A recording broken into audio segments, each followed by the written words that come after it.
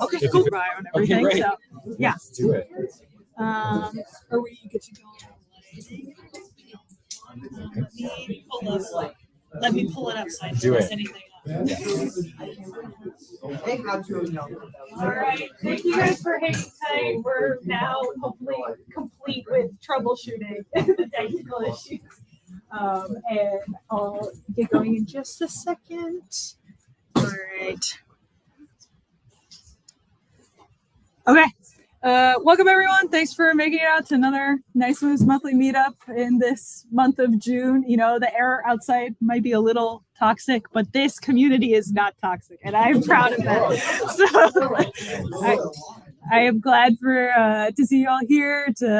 Please eat as much pizza as you want to eat because there's a lot of it, and also remember you can take some when you go home. I am Natalia Potiliak, and I am the events committee chair. I'm also vice president, but that just is more work.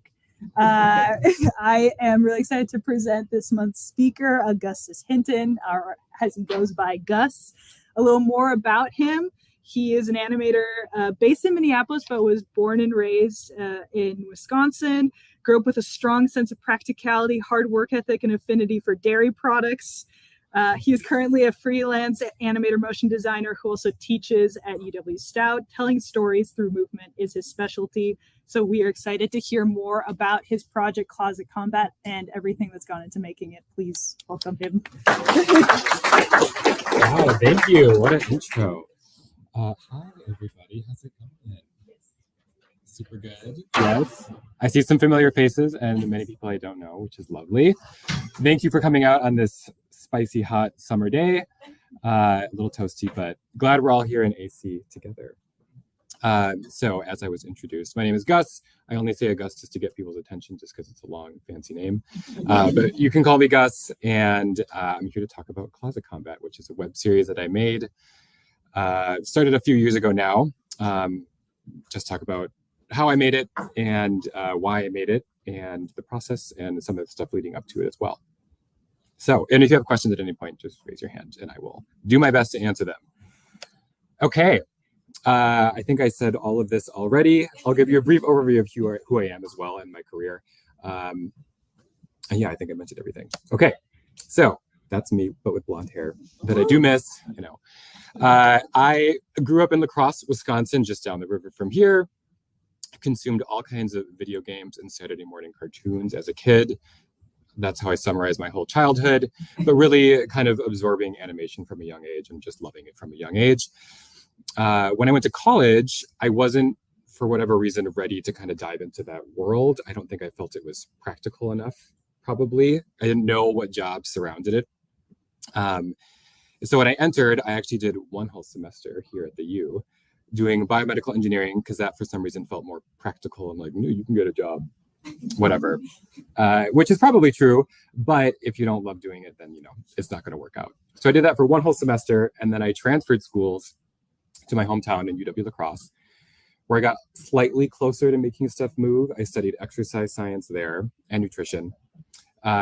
Still not, you know, still not video, not even close. But after a small quarter life crisis at age 20 something, I dropped out of that for one semester, then transferred to Stout, where I finally started to study video and animation.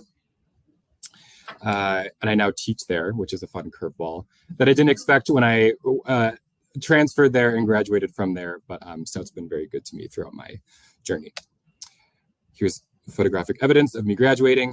Fall of 2015, the BFA in entertainment design with an emphasis in digital cinema, which is a mouthful that I even had to like kind of pull from the recesses of my brain to remember. It took a cool 5.5 years, totally my intention from the start. If you're not graduating in 4 years, join the club. So I was graduated, finally. It took a long time to get there, and that was really exciting. I felt ready for an adventure. I kind of wanted to escape the Midwest, see what else is out there. The Midwest is lovely, but there's just other stuff too. And that mixed with total naivety about what things cost outside of Menominee, Wisconsin, meant that I moved to Seattle with a good friend across the country, someplace exotic, and so very expensive, but still exciting. And when I moved there, that's a video of me working. I got a job, which is very exciting. It's very hard to get jobs. It took 9 months of doing kind of, I guess, freelance gigs for a company before they even gave me a full-time hire. It's just difficult to get jobs. And I started working at a large PR company, so in like the marketing advertising space. And I started out doing all things video, editing, shooting on site, doing audio, and doing animation, mostly motion graphics for them. And that was all fine and good. And it was really good to learn about the different, just how like the why, I guess, do every sort of discipline surrounding video, which is also part of the reason I was able to get the job, was because in my portfolio, it looked like I could do all of these things. I wasn't a master at any of them, but if you can do a bunch of different stuff, you can always be busy at a company, which is why they like to hire you. But I started to steer my work more towards animation because that's what I like to do. And the way you do that is just to say out loud that I would like to do more animation, please. You have to say it out loud or people won't give you those gigs or those jobs. So that's a bit of wisdom that I would love to share with you. And I just steered it more and more towards motion graphics mostly, because that was what was available there. So this is just a little smattering of some of the work that I did there, a wide breadth of things and styles, none of which I probably knew how to do right when I first got there, but you just say yes to everything and then YouTube how to do it. I still do that every single day. And it was, I'm going to complain about this job in the next slide, but it is the first year out of college in a professional setting. You learn just about as much as you do in your 5.5-ish years at school. You learn so much because you're just made to do these tasks 40 hours a week. And so it was just a huge boost in technical skill and confidence, and just how to say yes to stuff that you don't really know how to do quite yet. So it was, even though, again, I'm going to complain about it, it was a really good experience for those first few years that I was there. But then, after a little while, work was not really feeling fulfilling. It was not challenging me in the same way that it was when I first got there. Felt like I was starting to plateau in growth for myself as an artist and designer, which doesn't feel good. I was not done growing and learning. The work just wasn't feeling interesting. You can't choose what you work on. You are assigned things and you have to do them because they pay you. But the biggest thing that I was really struggling with was just feeling like I was making no difference doing what I was doing there 40 hours a week. No positive impact in the world at all. And sometimes stuff that you disagree with, like are working on a product or doing an ad for a product that you don't even think is that great, but you have to make it seem great because that is literally your job. And it's like, I wouldn't suggest this to a friend. I wouldn't recommend it to a friend, but I will recommend it to all of Instagram because that's what I'm being paid to do, which doesn't always feel that good.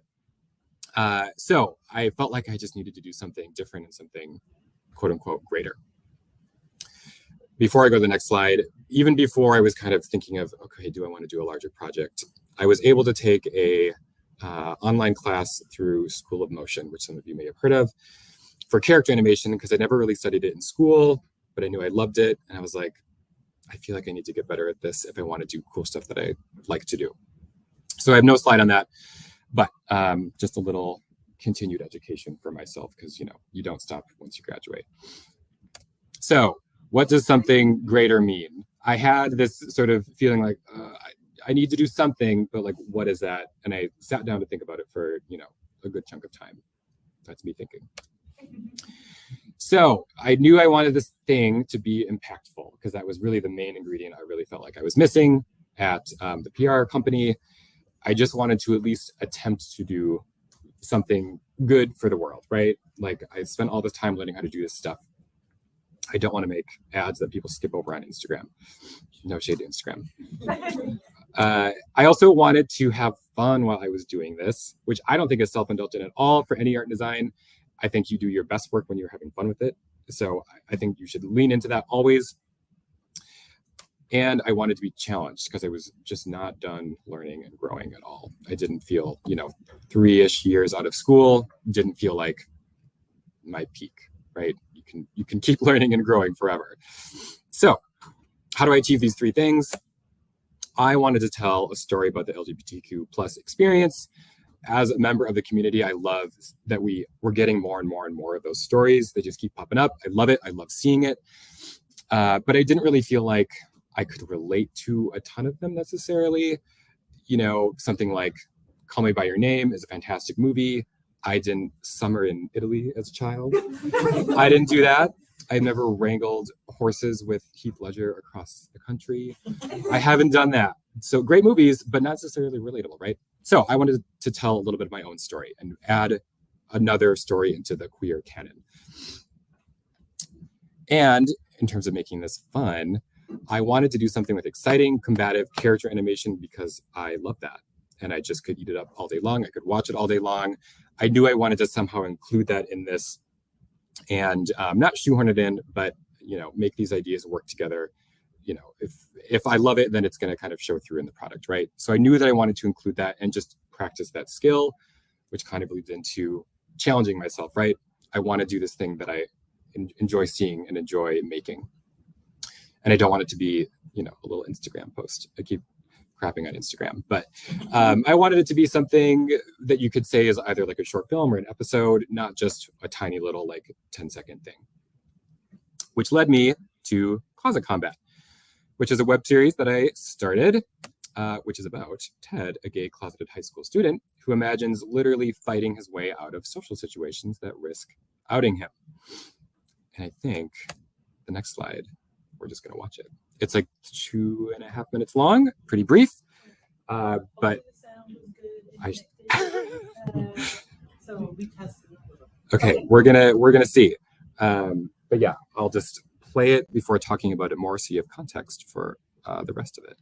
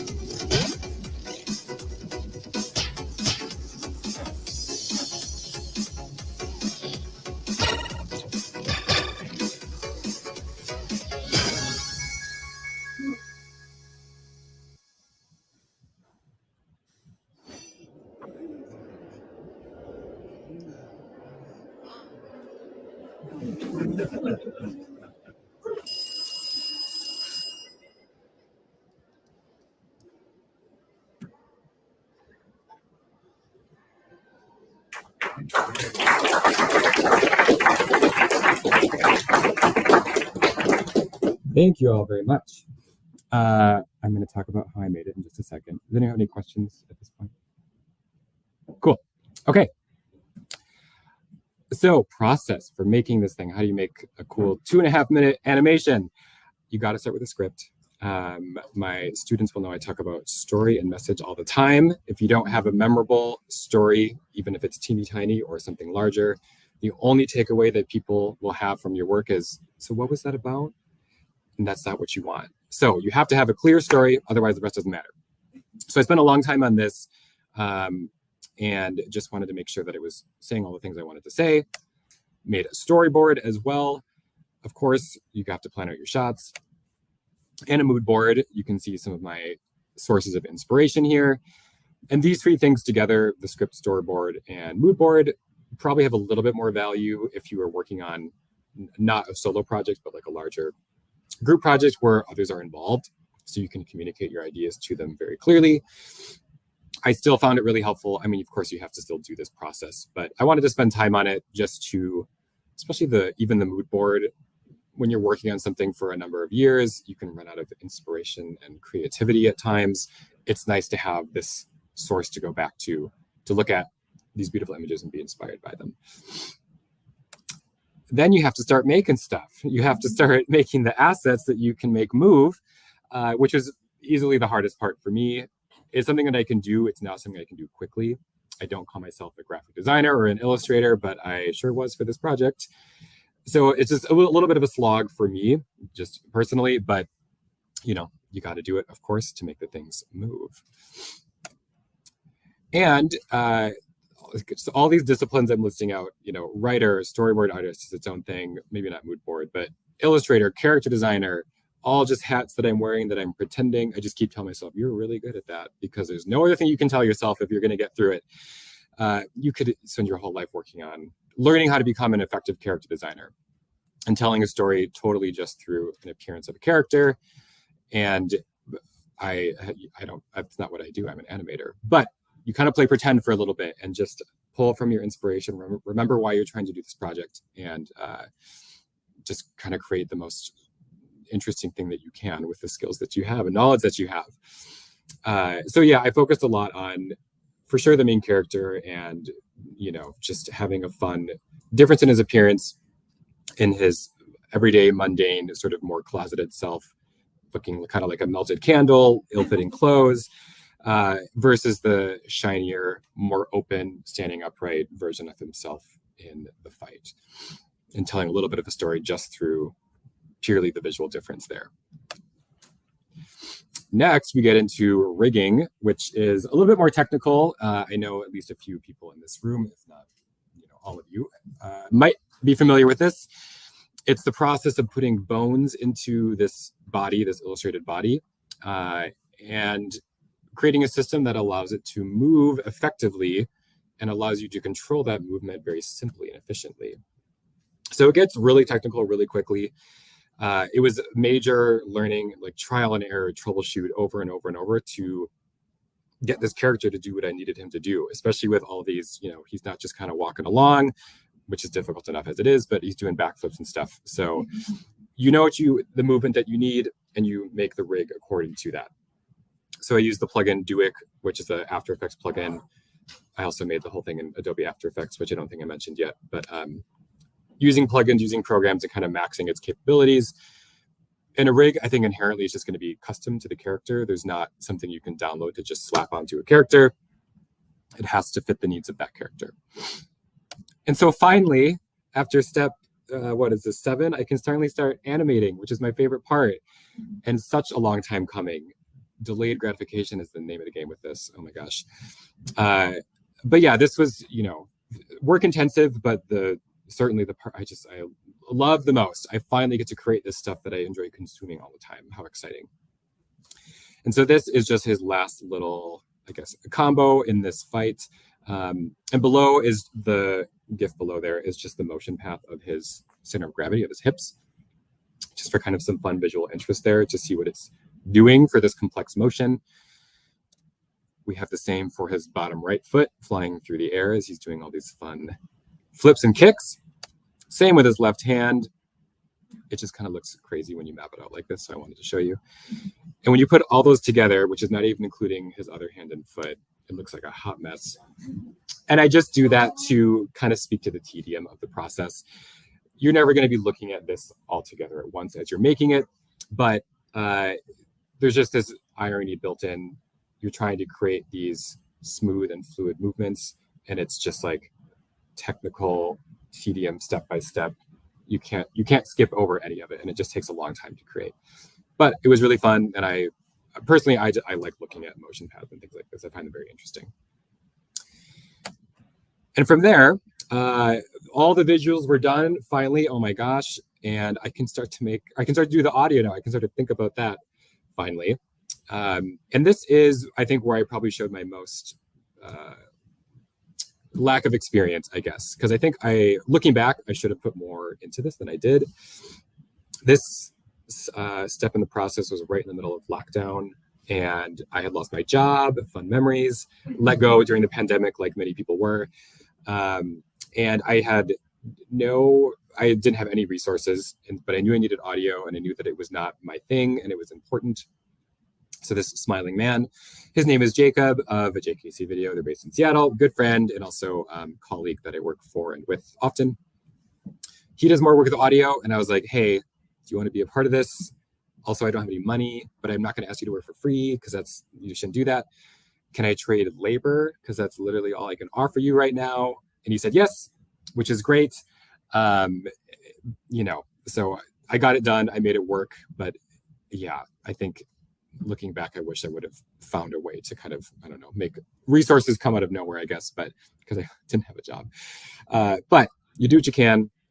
And this is, I guess, the only step that I had somebody else come in for. And I'm very grateful to him for that. And then it was done. And I was like, oh my God, what do I do now? It's finished. And it took, I think, from the very beginning to, I don't know if I'm counting like the release and everything or what, but it was about a 3-year process. And there was like a pandemic and everything, and I was working. It's hard to allot time to it when you're trying to survive in an expensive city. So I knew that I wanted to submit this to some film festivals. It's something I had done when I was in school, and I'd worked really hard on this thing. I wanted to at least try to get it into some stuff. I'm not above saying I love the validation. I would love to receive some laurels. I absolutely wanted that. And it also is just really helpful when you have somebody else's stamp of approval. Anybody watching will maybe take it just a little bit more seriously when they see the laurels on maybe the poster or something for your work. So I submitted to 14 festivals, either something local like the Minnesota Web Fest that was, I think, in the Mall of America last year. You see a lot of queer and LGBT film festivals up here. It doesn't make as much sense to throw your little animation into like the biggest pool of videos that you can find. You try to focus it in on festivals where it makes sense to screen there. So I submitted to 14. I was super fortunate to get into 7 of them, which is way more than I thought I was going to, but it was totally thrilling. And, when the laurels come in, it just feels really good.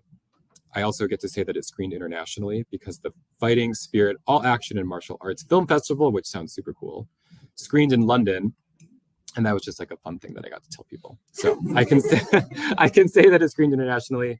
I didn't attend, but that sounds like a kick-ass film festival. There's me getting emails that it was accepted in. It's very exciting, very exciting. So again, you get these laurels you get to add, and it's just a stamp of approval that you get to add to your work that you don't necessarily need. But again, people coming in with no context, I think this can be helpful for them to maybe look at it with a different lens. And then from there, I had to release it to kind of the rest of the world, the rest of people that are not film festivals. There was no public place you could watch it until this point. Film festivals don't like it to be just like on YouTube because they want some exclusivity to your work. They want to be the first to screen it, either just in general or like for a region that they're in. So I had to kind of wait for that run to be over and then tell people via YouTube video, there's a thumbnail, hey, I made this thing. It took 3 years. It's very personal to me. I hope you like it, which is, I just kind of put blinders on and barreled through that because I think you could get stuck in self-doubt pretty quickly if you think about it too hard. So I just put it out there and sent it to people and was like, I did this thing. And I was fortunate to garner a little bit of attention. I was on the local news in Eau Claire, I think, because, they framed it around being a UW Stout graduate. Eau Claire is near Stout. For National Coming Out Day, they, I think, talked about kind of its, release and getting to film festivals. The nice gentleman on the bottom right, I think, said like closer combat or something when he was talking about it. I'll take it. That's fine. Thank you, sir. And there was a really nice article by UW Stout of course, as the Stout grad. And I think it was a former professor that kind of got some of this rolling for me, and I'm really grateful to her for that. But yeah, Stout's been very good to me throughout my journey. So and then suddenly it's over. The run is kind of done. And so what's next? I keep describing this thing as a web series with one episode. But as of this week, as of next week, I'm going to be at Picture Lock for episode 2, which is extremely exciting for me. Thank you. Thank you so much. It's very exciting. This one takes place at a track meet. A little, setting mix up. We just have the walk cycle of Ted and a little idle cycle of Theodore here, just as a teeny tiny little preview. But yeah, it's been thinking of, I guess I'll talk a little bit more about episode 2, but roughly 3-ish years to finish the first one. And I'm at somewhere near the 1.5-year mark for this one. It's not done yet, but it's feeling like the process has gone a lot more smoothly this time around because I don't have to learn quite as much as I went along. So all in all, very exciting for me. The very first thing I wanted to change about the next episode is for sure adding voice talent. I've learned that it can be really affordable especially if it's not a ton of lines. Voice actors usually work really quickly. If you are ever feeling like, should I fork out some money for a voice actor? Yes, you absolutely should. They just throw so much talent into the work, and also people probably expect to see it depending on what the piece is. This is Michael Schwengel. He's based here in the cities. There's a picture of me looking really pensive as I direct him. And this was just the most totally worth it money spending, even as a Midwesterner who hates parting with money. So completely worth it to spend money on this. They're just throwing talent into your work, and it's fantastic. And so from here, once that picture lock is achieved next week, I can send it off to my audio person, and I think I'm going to spend a bit more money on that this time as well. You could easily describe audio as the other half of your piece. It's very important just to bring your visuals to life, and just, you got to have it, and it's got to be good. While that's going on, I can do a little bit of visual effects and polish, go back and fix those things, like somebody's foot poking out the back of their leg that pop up for one frame that I don't know why it's there, and just work on it while the audio is being done. For sure, going to submit to some more film festivals. I'm hoping it'll be at least partially as successful as it was last time. And from there, this release and bigger picture, that's a photo of me thinking about the bigger picture with 70,000 keyframes floating above my head, because that is where it gets into this space where I feel like I need a business degree. I feel like I need an MBA on top of all this other stuff that I've learned how to do. And it just gets into, it's just a business. Do you want to make money off of this thing? How do you do that? How much money can you make? If you want to bring other talents into this, that's going to take money. How do you get that money? How much do you pay them? How do you find those people? And how do you get this in front of as many people as you can? Because your whole goal was to kind of share this story with others. I have partial answers to all of those questions, and the rest just looks like that in my head right now.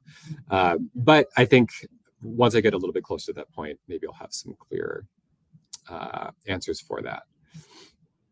I think that's everything. Boom.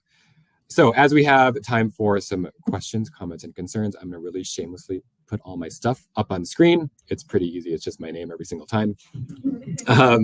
But thank you so much for listening and watching Closet Combat with me.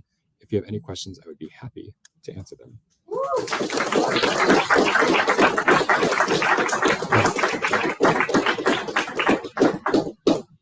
Yes. Sorry to talk. Could you go back to your mood board and talk about it a little bit? Yeah. Are you in there? I was just fascinated looking at it. I would love to. I love seeing Miss Fortune in there. Yeah, She's just very sort of inspiring. Absolutely. talk about what you like in there and what you didn't like and what you used and what you didn't use. Sure. Yeah, I think the first thing I'll maybe note is that there's a lot of fighting game characters in here. This is from the video game Skullgirls that I was super into when I was first kind of coming up with this concept. Classic fighting game that's somewhat recent, that's still all hand drawn, which is super rare to find, and the animation is truly beautiful. We have Chun-Li, of course. Thank you. A character from like an older game, and there's a lot of women in here, and I think I find the way that women sort of fight and are acrobatic in video games and media to be a lot more interesting than male characters typically. It often is not relying on like brute force, and so there's like more thought and cleverness to it, or there's just more backflips or it's spinning upside down in the air, and I just find that so much more interesting, and so that felt like a greater source of inspiration than like some other characters. Spider-Man is like a younger sort of stringy superhero character. We have Steven Universe here just for some beautiful visuals because Steven Universe is fantastic. Let's see, there's not too much, a couple of moments of like more anxious looking things just to describe some of the feelings I wanted to portray. And just classic like fighting game life bars at the top as well. I'm totally pulling from like pixel art era of video games. That's what I played growing up. And so, yeah, I guess there's a lot of video game stuff in here, almost exclusively actually. But yeah, I think you find the really expressive, over the top animation in video games all the time. So that was a major source of inspiration for me. Well, I'd just like to expand on something that you said, very important, that nowadays that people really want to put out there the best what they can, right? And you mentioned something key that is like, if you don't rely on other people, like or talented people, just like musicians or VFX artists or cinematographers, then you're missing out on actually, making the most out of your beat. So nowadays, after the pandemic, everything is, just like the booth that you had, everything you can do it online. Mm-hmm. If you can just save $50 a month, I don't know, something like that, and then you can just like put that towards a project that you have. I don't care. Go party with the rest of your money. Those $50 that you put aside and invest in your own project, they're going to make a difference. So I applaud you for what you did. Thank you. It's very smart. I like what you're doing. Thank you. I would definitely expand on that. The biggest takeaway from the last time, besides adding voice talent, well, that's part of it, is like get other people that are really good at what they do and bring them in. Because I talked about, I finally got to animate. I didn't love doing all the rigging was kind of fun too, but I did love doing all the other stuff. And there's people that are really good at each of those that if I can bring them in, this thing would be, 10 times better, right? So yeah, I completely agree. Yes, thank you. Yeah, I was curious if you could fill us in a little bit more about like the realities of making this personal project for like 3 years while losing jobs, while probably having to set it aside and then come back to it. Like Totally. really long stretches where you weren't sure how to move forward. Like how did you? Yeah. You want to unpack some trauma here today? Okay. No, I was kidding. I mean, the pandemic wasn't fun, but I feel like with larger projects, there's this graph of excitement over time. Let's see if it's left to right. You're really excited when you start out. You're like, ooh, new idea. I'm filled with energy. And then you kind of realize how much there is to do. And then you've done so much and there's like still so much to do. And it's this inverse bell curve. And then this is that dark spot right in the middle where you've done so much work and the end is nowhere in sight. And that's really hard to get through. And then as you get closer to it, like, I can finally see the finish line. We finally get to get a little bit more excited again. But this deep, dark spot in the middle is not great. And I think I was grateful for my previous wisdom of choosing a story that was important to me and I was hoping would be impactful. That for sure propelled me forward through that darker spot when I was like, I can't work on this. Like, I'm too busy. It's not in sight. And, even moments of self-doubt creep in. You're like, is this whole thing done? Like a year and a half in, which is not a great conversation to have, but you kind of have to, remembering why you're doing it is really, really, really helpful. And I chose a strong why for myself. And so I think that was, I'm glad I did that. And otherwise, I don't know, I think you just have to commit to working on it. I think like every day, even if it's just a little bit, just like sit down, open your laptop and get started. Even if you do one tiny thing, you can like cross that off the list, it's really hard to do. Especially again, you're trying to make money. Maybe you're ultra poor out of college. It's not easy, which is why it took 3 years. I think that was the penalty. I don't have resources, so I have to spend a lot of time. Yeah. Yes. I was wondering, how exactly do you seek out voice talent, especially as somebody like for me personally, I do a lot of my work individually, and not a lot of people like come into my realm to like feel like, oh, can I help you with that?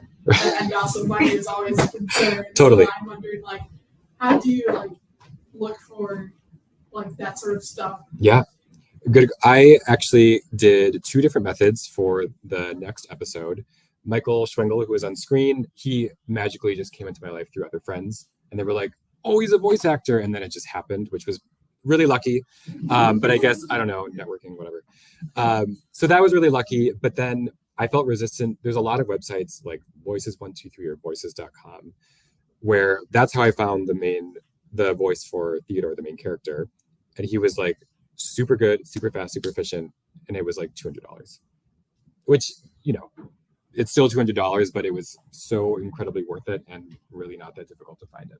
So it was a lot easier than you might think. You just have to be willing to part with maybe like a couple $100, which I know is easier said than done, but completely worth it. So yeah, either Michael can come into your life or you can go on a website. Yeah, to complement that. Yeah. Fiverr. You know, Fiverr has a lot of artists that will do anything for $5. Artists. I don't know if you guys think so, but yeah, look into it. Can you go into logistics just a little bit? How do you're talking about your process for the new piece? Yeah. You got the voice channel. Yes. You don't have the rest of the audio done. Correct. How did you do the logistics of doing the voice channel? The voice talent, it was both were done on like a Zoom call, and you know, they of course had the script. I showed them this first episode, probably the mood board. I think I probably gave, I don't know if I gave like Tom Holland and Elijah Wood as like actor references. I don't remember if I did that or not. I know. But yeah, that's all I want. Just, you know, A-list celebrities is all I want. But really the first guy was like, I don't know, he did a really good job. I knew that I needed the voices because they had to be mapped at least somewhat to like the movement and the animation because they're going to be happening during the fight. So the rest of the audio can wait, but that I needed. And I of course I knew what I wanted them to say. I felt like I knew how they needed to say it as well. And so they would just do a few takes. Like I think a good voice actor will just do a few takes for you and change it up a little bit. And you can say either like, I need you to ramp up the intensity on that. I need you to sound like you're like in pain a little bit more, or like more exertion with that one. It was, I don't know. I felt like it was sort of a natural process. If you know what you want, then So you can just do it. logistics wise, it was a Zoom call. Yes, And then the voice actors recording it. correct. And then sent you a bunch of AIFs that they had or whatever. Exactly. Gotcha. Michael was kind of organizing it as he went. It's not all that different than the last time I did it, which was maybe 20 years ago. Sure. Where I'm sitting, Maybe in I'm person. sitting in a room on the other side of a piece of glass. Yes. Talking through a microphone. Yeah. Talking to somebody. Who cares if it's a Zoom call? And the recording is a recording. Totally. It's still digital. Very cool. Yeah. And Michael, who I keep talking about, he just has a booth set up in his apartment. So I don't think I could even probably be there in person.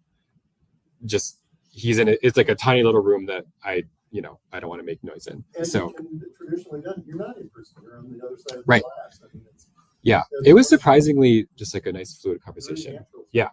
Cool. Yeah. Absolutely. It was fun to do. Yes. What software were you guys using in that screenshot? And is it free? I will text Michael after this. I don't know what he's using. I'm sure that he's probably, I think it might just, maybe it might be Audition. But if you know what you're looking at, then That's free. okay, it's Reaper. And is it free? It's like a GarageBand, but it's a licensed thing. Okay. So it's not free. I guess it's the benefit of a not Fiverr voice actor. I mean, it depends what Yeah. you're looking for. Totally. Yeah. Yeah.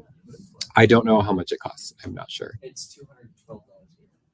It's $212 a year. That's cheap for a license. Yeah, for a whole year. Yeah. It's not Yes. easy to have it. He Yes. needs to have that for- Yes, he sure does. Yeah, that's his little booth in his apartment. Yeah. Yes. Yes.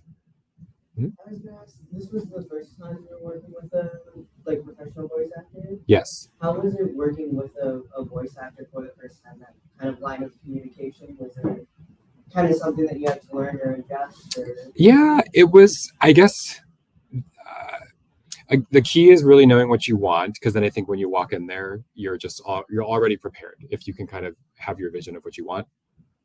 Otherwise, I mean, they're so efficient, and I think if you're a really good voice actor and you're working all the time, you can probably make a lot of money in a day. So I think they're kind of in a good mood.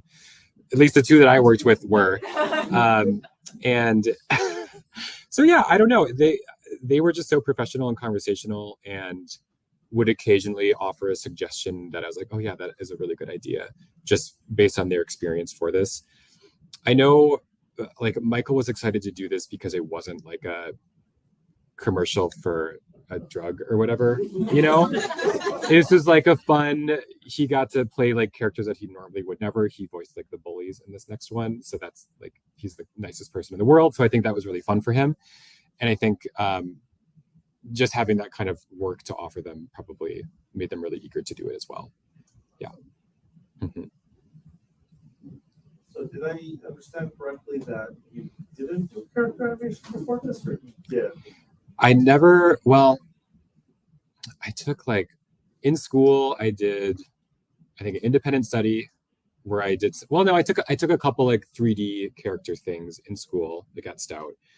And then it was one online, I think like 3-month course through the School of Motion. And then just a lifetime of consuming it. But I was like, I can do this. Just keep saying it. And then, yeah. Well, I'd like for you to kind of speak to that a little bit, because I think a lot of people think that, well, if I haven't done it, I can't do it. Sure. Versus this is something I want to do. What do I need to be able to do it? Absolutely. I think my journey with it was, I knew I was interested in it, and I wanted to, tell some kind of story through it. I was at a point where I didn't really feel like I knew where to start with process for character animation, which is why I took the School of Motion course. And after leaving that, I'm not here to promote it necessarily, but I did really enjoy it. After taking that course, I felt like, okay, I know the process at least. I know like how to set this up, what I should do, and how to get it to the finish line. And from there, you have your base technical skills. I think I really truly studied like frame by frame on YouTube how some of these like fighting games were doing it, how they're creating a sense of impact with their work, because it all happens very quickly. If you use the period and comma keys on your keyboard, you can go frame by frame on YouTube. And so I think there was a lot of just like passion there, but also half of it is just start out and just do it. Especially if I knew I was never going to get, you will never get a paid gig to do something you haven't done before. So no one was going to pay me to practice this skill. I had to do it on my own. Also, work did pay for the School of Motion class. If you're working at a full-time job, ask if they'll pay for continued education, because they probably will. You used After Effects for the first one, you use it for the second one also. Absolutely. Have you explored other softwares, or are you just like After Effects? I want to explore other ones before episode 3. Yeah, I think I know After Effects so well that it's for sure not probably the best tool for each and every part of this, but knowing it well means I can kind of power through any technical issues I'm having. I love After Effects though, as you know, but yeah, After Effects all day, every day. But I know I haven't used Toon Boom at all, and I feel like I should. I feel like I should. Yes. So before starting episode 3, I need to do a little bit of research and practice. Yeah. Question? Would you say like if so like I keep having like ideas, but then I just like don't do them. Oh, join the club. Yes. And I feel like I'm just like stalling. And I'm like, I'll save this for when I'm a senior and I know more stuff. But I'm like, how am I gonna know more stuff if I don't do stuff? Yeah. I don't know. It's a little bit of a catch. Do an idea if you think it's good, even if you think your skill level is kind of not like it's not gonna turn out. Sure. I guess I can speak to a couple of things there. First, I think the way you perceive your skill level, even if maybe you enjoyed what you saw in that first episode, I look at things that I want to fix every time I watch it. I'm like, oh my God, I want to fix so many things in here. And you have to celebrate your work, but you will probably always feel like you want to be better. Like all the time, you're going to want to feel that way. So just throw it out the door. Just throw it out the door. You're ready. But otherwise, I think, so are you in school right now? Yes. Yes. Embrace exploring a bunch of different things in school. Like other classes or doing projects you wouldn't expect to do, that's totally the time to do it. I think if you want to wait till like you're a senior or after school, it'll maybe give you more time to work on something, which might be a key ingredient. Otherwise, this is a long answer, but if I had like little ideas that I thought would be kind of fun and cool, I would use Instagram as my medium there and be like, great, this is gonna be 10 seconds max and I want it to loop seamlessly. I want to get an idea out of my head and just get it out there. And I would do that for small form things, and for larger form, you just have to get started, kind of commit to it. But again, if it's something that's important to you, that might kind of pull you through and like help you commit to it, which is kind of why I chose the project that I did. So yeah, I think the why is like, why am I doing this? If you have a really strong reason, but yeah, just get started. Just sit down and do stuff. Yeah, easy, right? Yes. So did you only work in After Effects, or did you also work in Acrobat or InDesign or Illustrator or anything like that to work in between programs? I made all of the assets, like all the visuals in Illustrator, and then everything else was in After Effects. Yeah, that was the program I used at work, and it was the one I was just most comfortable with. This next episode, I went back to drawing stuff. I finally got an iPad and using Procreate. Invest in tools for yourself. But that just felt like a lot more natural of a process for me. So I moved to that for this next episode. Because yeah, I don't like Illustrator. I know it's a great program and I just don't like it. I don't know, the pen tool, there's like a disconnect from my brain to the hand. I don't know. Yeah. Yes. As a follow-up to their question, I know kind of a big part of finishing things is having to pare down or find a more specific scope for projects. Mm-hmm. In your big brain, when you started this, yeah, how much did you have to pare down or change, or does it look pretty much exactly what you wanted? Like full length or scenes? Sure. I mean, it for sure doesn't look exactly like I wanted. And it never will. It never will. You have to just pull the plug on it at some point. You could revise it literally forever. So you just have to, it's done, I have to go. But in terms of paring it down, I think I don't know if I knew this at this point, but I can certainly say now that I think I did know that I knew if I was going to finish it. Pulling wisdom from, I made a teeny tiny little video game with my brother, maybe like a year before I started this, and it was like the smallest, simplest game, and it took forever because it's always going to be about twice the work that you think it will.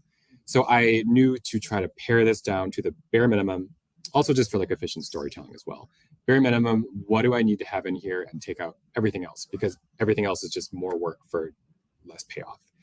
So I think I knew to try to have this, the absolute most streamlined story that I could, get everything in there and then get out. But it'll never, ever match your vision. If I had like $100,000, that would look way different.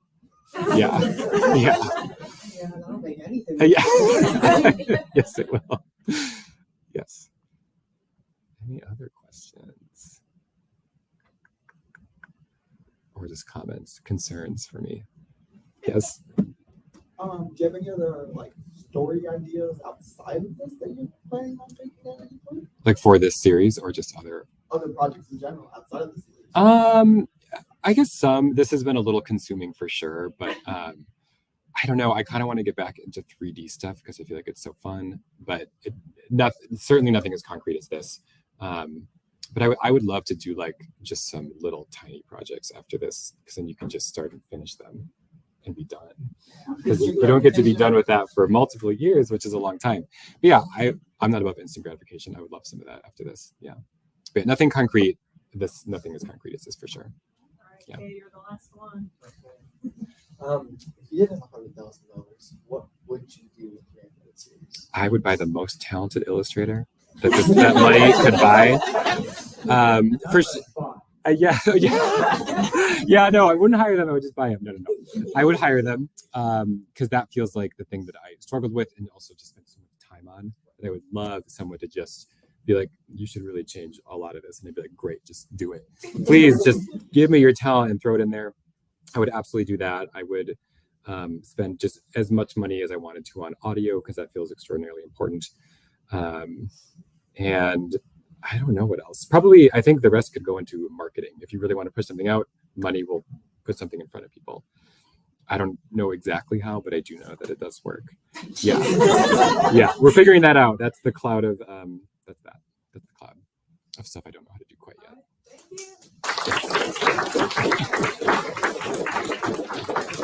Thank you, everybody. It was really nice to have you all listen.